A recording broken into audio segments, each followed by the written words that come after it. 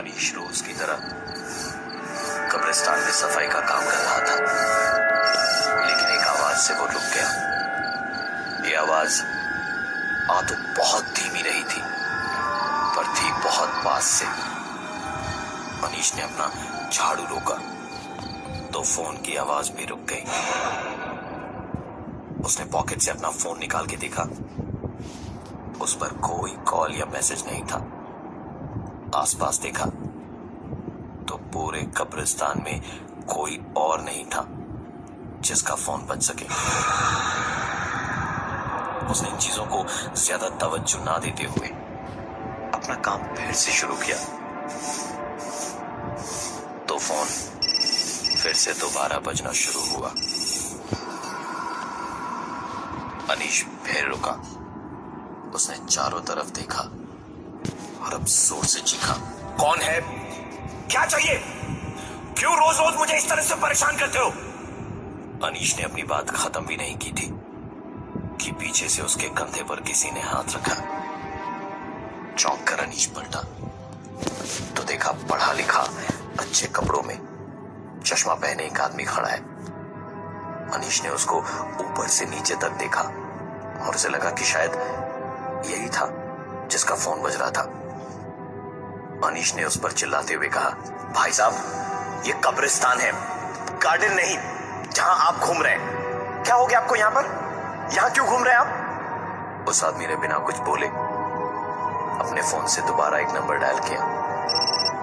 दोबारा धीमी सी फोन बजने की आवाज आने लगी जो कहीं पास ही थी, पर समझ नहीं आ रही थी कहां। अनीश दोबारा बोला, आपका दूसरा फोन यहां कहीं गिर गया है? मैं ढूंढने में मदद कर दूं क्या आपकी? इतने दिन से ये फोन बजता ही रहता है। इस बार उस आदमी ने एक गहरी सांस लेते हुए कहा, मार्था ना ऐसे ही करती है। मेरा फोन यार उठाती ही नहीं है। जब से यहां उसको दफन किया है बस उसे फोन करता रहता हूं, लेकिन उठाती नहीं है। अनीश ने पूछा, क्या मतलब? उस आदमी ने आगे बताया, दरअसल मैं और मार्था फेसबुक से दोस्त बने थे। वो यहां कोलकाता में रहती थी और मैं वहां मुंबई में। हम दोनों ने ट्रेन पकड़ के बीच रास्ते यानी कि बिलासपुर में मिलने का प्लान बनाया था। मैं तो वहां टाइम पे पहुंच गया, लेकिन यहां से उसकी ट्रेन तो पहुंची पर मार्था नहीं पहुंची। अनीश ने पूछा कि ऐसा क्या हो गया कि मार्था नहीं पहुंची?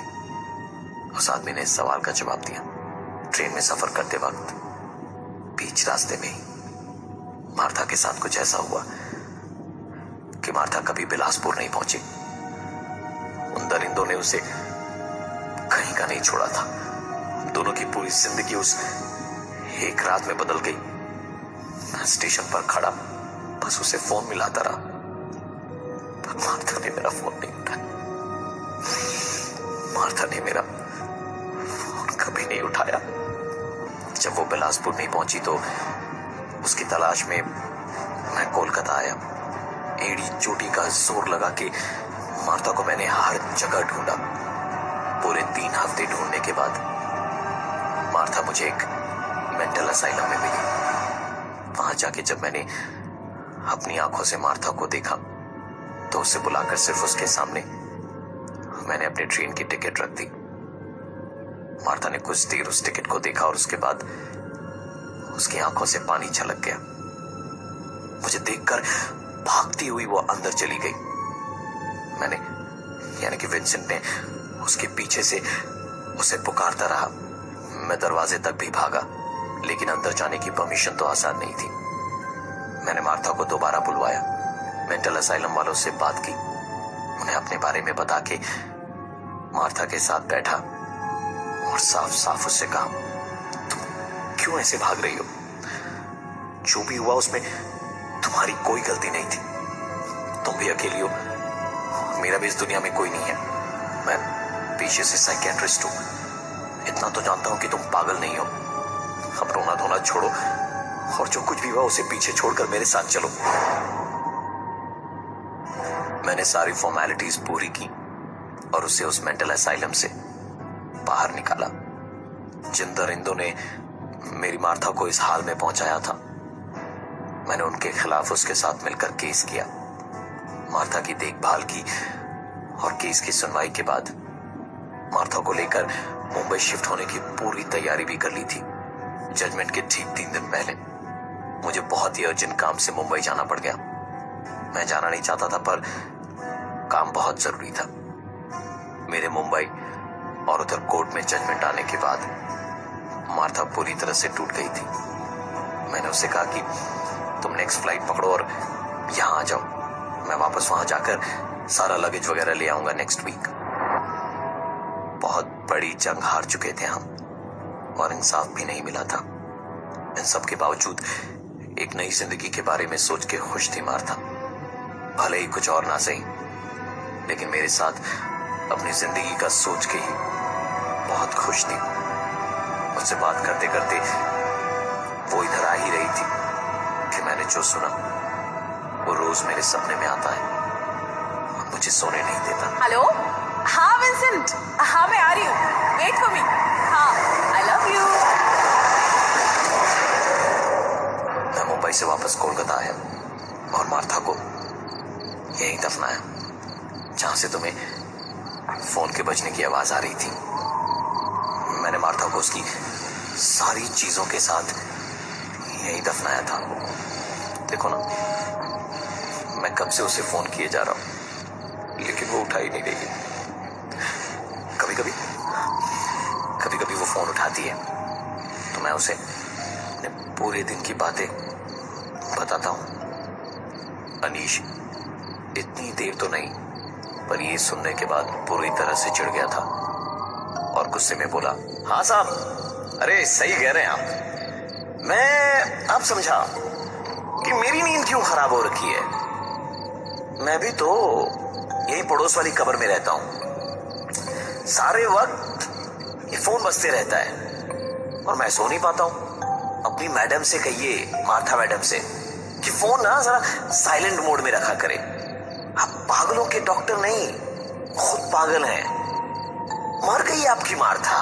अरे भूल क्यों नहीं जाते उससे? फोन करना बंद कीजिए अब। विंसेंट ने शायद ऐसी सच्चाई की उम्मीद ही नहीं की थी, वो भी एक अजनबी से।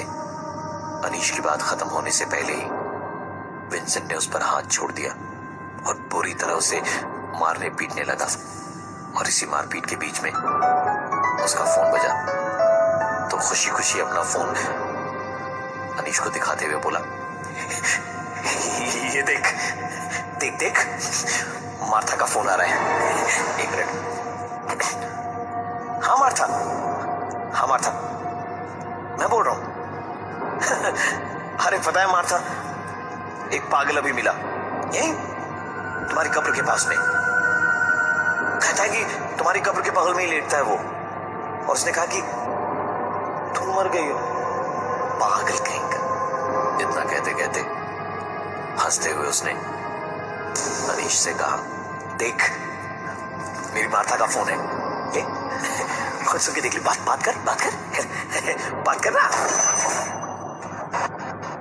अनीश ने जब अपने कानों से फोन लगाया तो आवाज आई, गाना कॉपी करने के लिए सिर्फ 4 दबाएं, शुल्क लागू।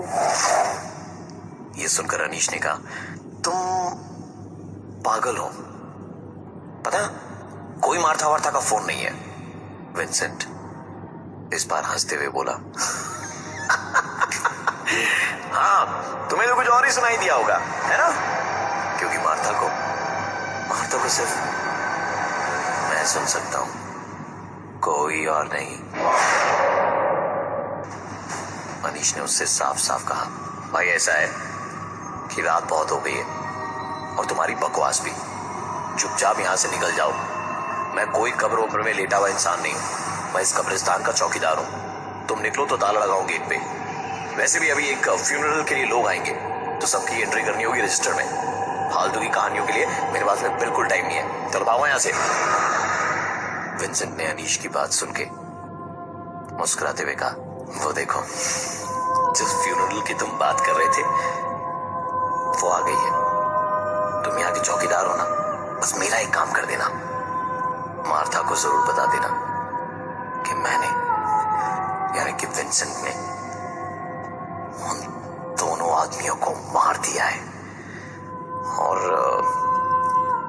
मार्था के बगल वाली जमीन में इस आते हुए फ्यूनरल के कॉफिन को दफनाना प्लीज। मैं बहुत दूर रह लिया मेरी मार्था से, जिंदगी दूर रहा।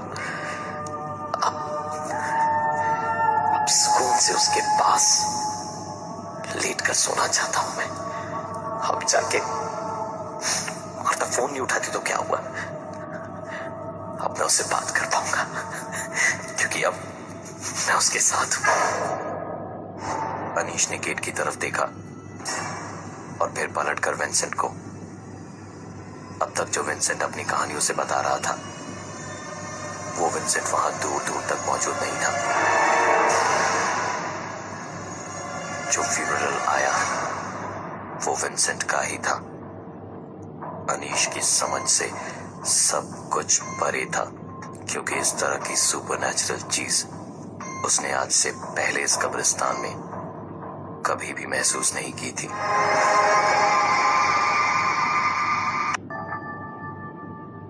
मेरा नाम राजेश है। होटल के रूम सर्विस डिपार्टमेंट